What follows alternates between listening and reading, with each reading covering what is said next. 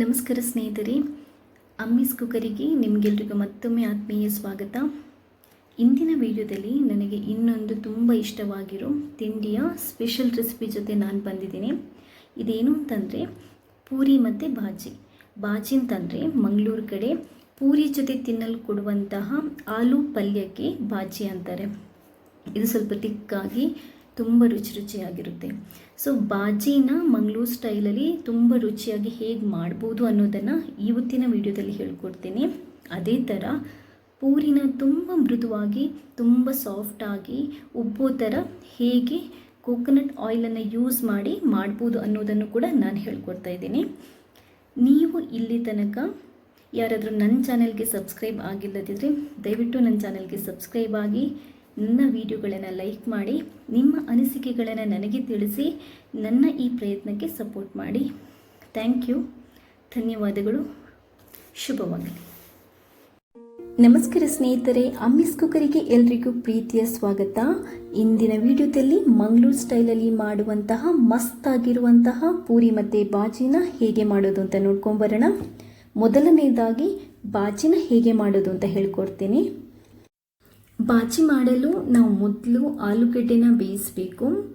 2 ಚಂದ ಮಾಡಿ ತೊಳೆದಿರುವಂಥ ಆಲೂಗಡ್ಡೆ ತಗೊಳ್ಳಿ. ಅದನ್ನ ನೀಟಾಗಿ 2ರಿಂದ 4 ಭಾಗಗಳನ್ನು ಕಟ್ ಮಾಡ್ಬೋದು. 2 ಆದರೂ ಓಕೆ, 4 ಆದರೂ ಓಕೆ. ಚಿಕ್ಕದಿದ್ರೆ 2 ಭಾಗಗಳನ್ನು ಕಟ್ ಮಾಡಿ, ಅಥವಾ ದೊಡ್ಡದಾಗಿದ್ದರೆ 4 ಭಾಗಗಳನ್ನಾಗೂ ಮಾಡ್ಬೋದು. ಕೆಲವರು ಹಾಗೆಯೇ ಬೇಯಿಸ್ತಾರೆ, ಬಟ್ ಹಾಗೆಯೇ ಬೇಯಿಸಿದರೆ ಅದು ಕೆಲವೊಂದು ಸಾರಿ ಚೆನ್ನಾಗಿ ಬೇಯಲ್ಲ ಮತ್ತು ಅದಕ್ಕೆ ಉಪ್ಪು ಸರಿಯಾಗಿ ಎಳ್ಕೊಂಡಿರಲ್ಲ. ಸೊ ನಿಮಗೆ ಉಪ್ಪು ಚೆನ್ನಾಗಿ ಎಳ್ಕೊಂಡಿರಬೇಕು ಮತ್ತು ಬಾಜಿ ಸಾಫ್ಟಾಗಿ ಬರಬೇಕು ಅಂತಂದರೆ ನೀವು 4 ಭಾಗಗಳನ್ನು ಕಟ್ ಮಾಡಿ ಅದನ್ನ ಬೇಯಿಸಿಕಿಡಬೇಕು. ಆಮೇಲೆ ಒಂದು ಕುಕ್ಕರಲ್ಲಿ ಅದಕ್ಕೆ ಬೇಯಲಿಕ್ಕೆ ಎಷ್ಟು ಬೇಕೋ ಅಷ್ಟು ನೀರು ಹಾಕಿ, ರುಚಿಗೆ ಎಷ್ಟು ಉಪ್ಪು ಬೇಕೋ ಅಷ್ಟು ಉಪ್ಪು ಹಾಕಿ ಬೇಯಲಿಕ್ಕೆ ಇಟ್ಬಿಡಿ. 2ರಿಂದ 3 ವಿಷಲ್ ಹಾಕ್ಬೋದು. 3 ವಿಷಲ್ ಹಾಕಿದರೆ ಚೆನ್ನಾಗಿ ಬೇಯುತ್ತೆ.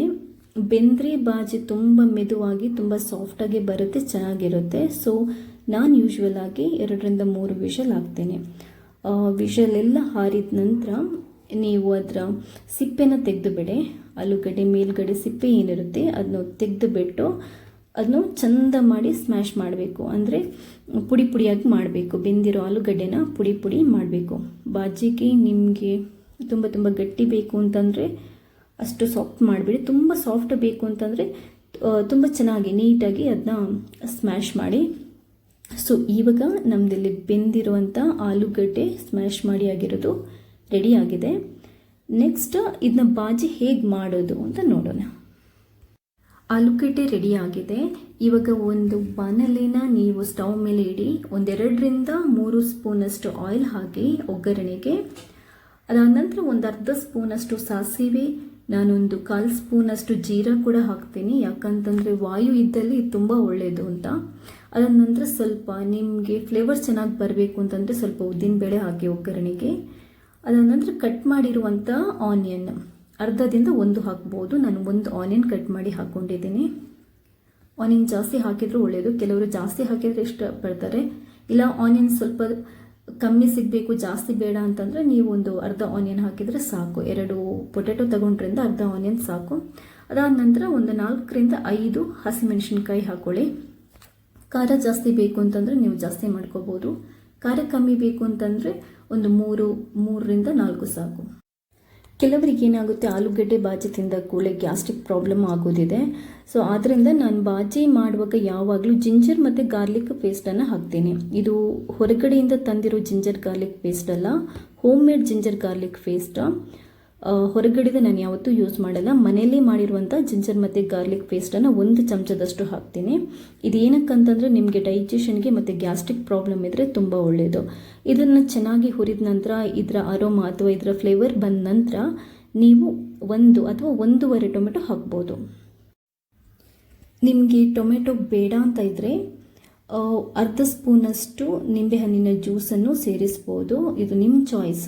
ನಾನು ಯೂಶ್ವಲ್ ಆಗಿ ಟೊಮೆಟೊ ಫ್ಲೇವರ್ ನಂಗೆ ತುಂಬ ಇಷ್ಟ ಆದ್ದರಿಂದ ಟೊಮೆಟೊನೇ ಯೂಸ್ ಮಾಡ್ತೀನಿ. ನಾನು 1.5 ಟೊಮೆಟೊ ಹಾಕ್ಕೊಂಡಿದ್ದೀನಿ. ಅದನ್ನ ಚೆನ್ನಾಗಿ ನೀವು ಫ್ರೈ ಮಾಡಿ ಅದು ಮೆದುವಾಗಿ ಅದರ ರಸ ಎಲ್ಲ ಬಿಡಬೇಕು. ಆವಾಗ ಒಂದು ಅರ್ಧ ಸ್ಪೂನಷ್ಟು ಅರಿಶಿನ ಹಾಕ್ಕೊಳ್ಳಿ. ಅರಿಶಿನ ಹಾಕಿದ ನಂತರ ಅದನ್ನು ಚೆನ್ನಾಗಿ ಮಿಕ್ಸ್ ಮಾಡಿ ಸ್ವಲ್ಪ ಹೊತ್ತು ಹಾಗೆ ಅದನ್ನು ಬೇಯಲಿಕ್ಕೆ ಬಿಡಬೇಡಿ. ಆವಾಗವಾಗ ತಲ ಹಿಡಿಯದಂತೆ ಅದನ್ನ ನೀವು ಕದರ್ತಾ ಇರಬೇಕು. ಸೌಟ್ ಹಾಕಿ ನೀವು ಕದರ್ತಾ ಇರಿ, ತಳ ಹಿಡಿಯೋಕ್ಕೆ ಬಿಡಬೇಡಿ. ಮತ್ತೆ ನೀರು ಏನು ನೀವು ಹಾಕ್ಲಿಕ್ಕೆ ಹೋಗಬೇಡಿ. ನಿಮಗೆ ಇಂಗು ಬೇಕಾದರೆ ಸ್ವಲ್ಪ ಹಾಕ್ಬೋದು. ನಾನಿಲ್ಲಿ ಸ್ವಲ್ಪ ಇಂಗು ಹಾಕಿದ್ದೇನೆ. ಇದು ತುಂಬ ಒಳ್ಳೆಯದು. ಇದು ಆ್ಯಕ್ಚುಲಿ ಆ್ಯಸಿಡಿಟಿ ಪ್ರಾಬ್ಲಮ್ ಇದ್ದವರಿಗೆ ಇಂಗು ಹಾಕೋದ್ರಿಂದ ಅದು ಆ್ಯಸಿಡಿಟಿ ಪ್ರಾಬ್ಲಮ್ ಬರಲ್ಲ. ಯೂಶ್ವಲಿ ಬಾಜಿ ತಿಂದರೆ ತುಂಬ ಜನ ಆ್ಯಸಿಡಿಟಿ ಅಂತ ಕಂಪ್ಲೇಂಟ್ ಮಾಡ್ತಾರೆ. ಸೊ ಬೆಟರ್ ಒಂದು ಸ್ವಲ್ಪ ಇಂಗು ಹಾಕೊಳ್ಳಿ. ಆಮೇಲೆ ನಿಮಗೆ ಸಾಲ್ಟ್ ಬೇಕಿದ್ರೆ ಇವಾಗ ಅಡ್ಜಸ್ಟ್ ಮಾಡ್ಕೊಳ್ಳಿ. ನೀವು ಸ್ವಲ್ಪ ಒಂದು 1/4 ಸ್ಪೂನಷ್ಟು ಸಾಲ್ಟ್ ಹಾಕಿದರೆ ಸಾಕು. ಯಾಕಂತಂದರೆ ಆಲೂಗಡ್ಡೆ ಬೇಯಿಸುವಾಗ ನೀವು ಆಲ್ರೆಡಿ ಸಾಲ್ಟ್ ಹಾಕಿದ್ದೀರಾ. ಸೊ ಇವಾಗ ಒಂದು ಸ್ವಲ್ಪ ನೀವು ಸಾಲ್ಟ್ ಹಾಕಿದರೆ ಸಾಕು ಇದಕ್ಕೆ. ಇದಾದ ನಂತರ ನಿಮ್ಮದು ಟೊಮೆಟೊದು ಗೊಜ್ಜು ಏನು ರೆಡಿ ಆಗಿರುತ್ತೆ ಅದಕ್ಕೆ ಇವಾಗ ನೀವು ಸ್ಮ್ಯಾಶ್ ಮಾಡಿ ಇಟ್ಟಿರುವಂಥ ಆಲೂಗಡ್ಡೆನ ಹಾಕಿ. ಸ್ಮ್ಯಾಶ್ ಆಗಿಟ್ಟಿರುವಂಥ ಆಲೂಗಡ್ಡೆನ ಹಾಕಿ ಚೆನ್ನಾಗಿ ಮಿಕ್ಸ್ ಮಾಡಿ. ಟೊಮೆಟೊ ಮತ್ತು ಟೊಮೆಟೊ ಗೊಜ್ಜು ಏನಿದೆ ನಾವು ರೆಡಿ ಮಾಡಿರುವಂಥದ್ದು ಅದು ನೀಟಾಗಿ ಆಲೂಗಡ್ಡೆ ಜೊತೆ ಮಿಕ್ಸ್ ಆಗಬೇಕು. ಸ್ವಲ್ಪ ನಾನಿಲ್ಲಿ 1/4 ಲೋಟ ಹಾಕಿಲ್ಲ, 1-2 ಸ್ಪೂನಷ್ಟು ನೀರು ಹಾಕಿದ್ದೀನಿ. ತುಂಬ ನಿಮಗೆ ಗಟ್ಟಿ ಬೇಡ, ಸ್ವಲ್ಪ ಸಾಫ್ಟಾಗಿ ಬೇಕು, ಸ್ವಲ್ಪ ತೆಳುವಾಗಿ ಬೇಕು ಅಂತಂದರೆ ನೀವು ನೀರನ್ನು ಜಾಸ್ತಿ ಹಾಕೋಬೋದು. ಬಟ್ ನಾವು ಮಂಗಳೂರು ಕಡೆ ಬಾಜಿ ಅಂತ ಅಂದಾಗ ಬಾಜಿ ಗಟ್ಟಿಯಾಗೇ ಇರುತ್ತೆ. ಸೊ ಆದ್ದರಿಂದ ನಾನು ಜಸ್ಟ್ ಒಂದು 2 ಸ್ಪೂನಷ್ಟು ನೀರು ಹಾಕ್ಕೊಂಡಿದ್ದೀನಿ. ಚೆನ್ನಾಗಿ ಮಿಕ್ಸ್ ಮಾಡ್ತಾ ಇದ್ದೀನಿ. ಒಂದು 2 ಮಿನಿಟ್ಸ್ ಮಿಕ್ಸ್ ಮಾಡ್ಕೊಳ್ಳಿ.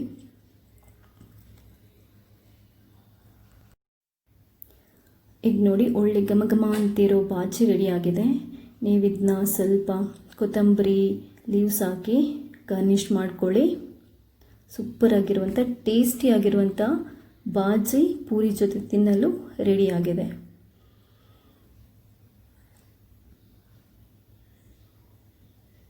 ಬಾಜಿ ಇಸ್ ರೆಡಿ ನೌ.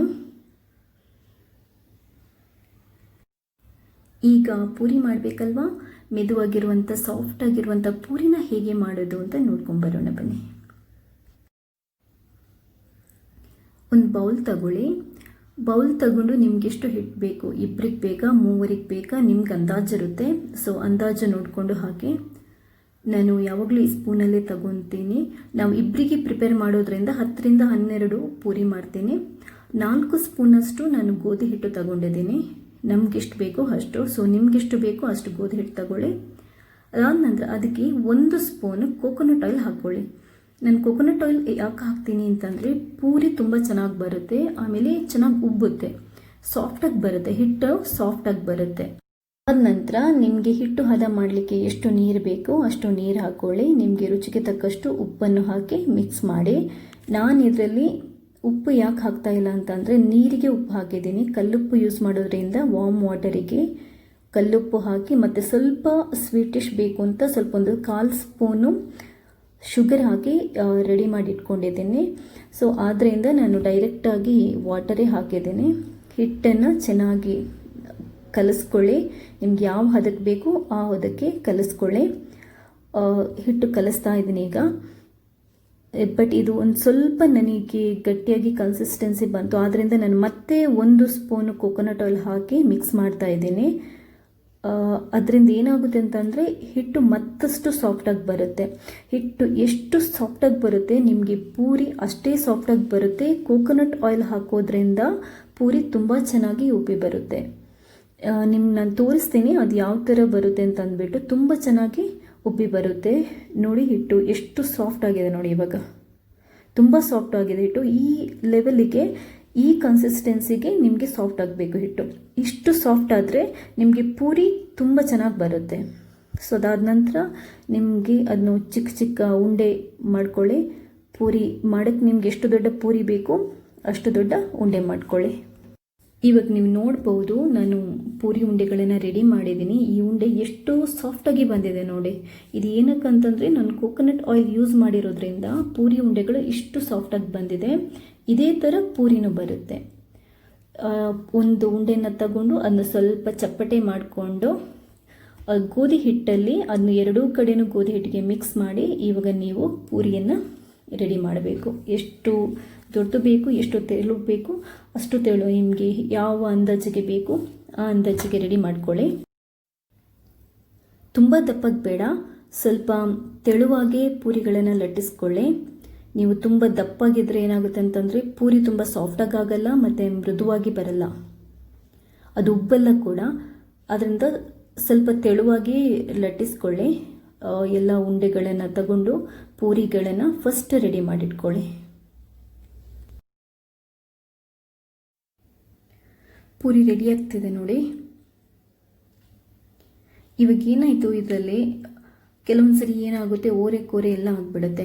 ನಿಮಗೆ ಇದು ತುಂಬ ಚಂದ ಮಾಡಿ ರೌಂಡಾಗಿ ಇರಬೇಕು ಅಂತಂದರೆ ಇದನ್ನ ರೌಂಡಾಗಿ ಮಾಡ್ಬೋದು ಕೂಡ.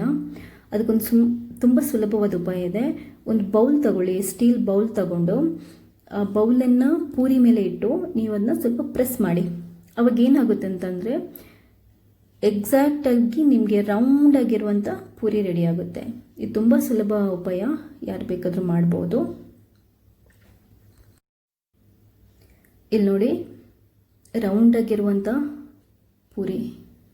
ಇವಾಗ ಇದರ ಹೊರಗಡೆ ಉಳ್ಕೊಂಡಿರುವಂಥ ಆ ಪೂರಿನ ನೀವು ತೆಗೆದು ಅದನ್ನ ಮತ್ತೆ ಬೇರೆ ಉಂಡೆ ಮಾಡ್ಕೋಬೋದು. ಇವಾಗ ನೋಡಿ ಎಷ್ಟು ನೀಟಾಗಿ, ಎಷ್ಟು ರೌಂಡಾಗಿರೋ ಪೂರಿ ರೆಡಿ ಆಯಿತು ಅಂತ. ಸೊ ಈ ಥರ ಎಲ್ಲ ಪೂರಿನ ನಾನು ರೆಡಿ ಮಾಡ್ಕೊಂಡು ಇಟ್ಕೊಂಡಿದ್ದೀನಿ. ಪೂರಿ ರೆಡಿಯಾಗಿದೆ. ಇವಾಗ ಅದನ್ನು ಫ್ರೈ ಮಾಡೋದು ಮಾತ್ರ ಬಾಕಿ. ಇವಾಗ ಒಂದು ಬಾಣಲೆಯನ್ನು ಸ್ಟವ್ ಮೇಲೆ ಇಡಿ. ಅದಕ್ಕೆ ಪೂರಿ ಹುರಿಯಲ್ಲಿ ಎಷ್ಟು ಬೇಕು, ಪೂರಿ ಫ್ರೈ ಮಾಡಲು ಎಷ್ಟು ಬೇಕೋ ಅಷ್ಟು ಆಯಿಲ್ ಹಾಕ್ಕೊಳ್ಳಿ. ಆದರೆ ಎಲ್ಲದಕ್ಕಿಂತ ಮುಂಚೆ ನೀವು ಗಮನಿಸಬೇಕಾದದ್ದು ಏನು ಅಂತಂದರೆ ಉರಿ ಮಾತ್ರ ತುಂಬ ಮೀಡಿಯಮ್ ಆಗಿ ಇಟ್ಕೊಂಡಿರಿ. ಜಾಸ್ತಿ ಉರಿಯಲ್ಲಿ ಇಟ್ಟರೆ ಸುಟ್ಟು ಹೋಗುತ್ತೆ. ಆದ್ದರಿಂದ ಮೀಡಿಯಮ್ ಉರಿಯಲ್ಲಿ ಇಟ್ಕೊಂಡು ಎಣ್ಣೆ ಕಾದ ನಂತರ ಪೂರಿ ಹಾಕಿ. ನೋಡಿ ಇಲ್ಲಿ ನಮ್ಮ ಪೂರಿ ಹೇಗೆ ರೆಡಿ ಆಗ್ತಿದೆ ನೋಡಿ. ಪೂರಿ ಎಷ್ಟು ಚೆನ್ನಾಗಿ ಉಬ್ಬಿದೆ, ಎಷ್ಟು ಚಂದ ಮಾಡಿ ಬಂದಿದೆ. ಯಾವುದೇ ಕಾರಣಕ್ಕೂ ಜಾಸ್ತಿ ಫ್ಲೇಮ್ ಇಟ್ಕೋಬೇಡಿ, ಮೀಡಿಯಮ್ ಫ್ಲೇಮಲ್ಲಿ ಪೂರಿನ ಫ್ರೈ ಮಾಡಿ. ಸೂಪರ್ ಆಗಿರೋ, ಮೆದುವಾಗಿರೋ ಅದ್ಭುತವಂತ ಪೂರಿ ರೆಡಿಯಾಗಿದೆ ನೋಡಿ. ಇದಾಗಿತ್ತು ಅಮ್ಮಿಯ ಇವತ್ತಿನ ಸ್ಪೆಷಲ್ ಕುಕರಿ ಶೋ. ಮುಂದಿನ ವಿಡಿಯೋದಲ್ಲಿ ಮತ್ತೊಂದು ಸ್ಪೆಷಲ್ ಅಡುಗೆಯೊಂದಿಗೆ ನಾನು ಬರ್ತೀನಿ. ಅಲ್ಲಿ ತನಕ ಕಾಯ್ತಾ ಇರಿ. ಇಲ್ಲಿ ತನಕ ನೀವು ಯಾರು ನನ್ನ ಚಾನೆಲನ್ನು ಸಬ್ಸ್ಕ್ರೈಬ್ ಆಗಿಲ್ಲದಿದ್ದರೆ ದಯವಿಟ್ಟು ಸಬ್ಸ್ಕ್ರೈಬ್ ಆಗಿ ಹಾಗೂ ಬೆಲ್ ಬಟನನ್ನು ಒತ್ತಿ ನನ್ನ ವಿಡಿಯೋಗಳನ್ನು ಲೈಕ್ ಮಾಡಿ, ಶೇರ್ ಮಾಡಿ, ಹರಸಿ ಆಶೀರ್ವದಿಸಿ. ಧನ್ಯವಾದಗಳು.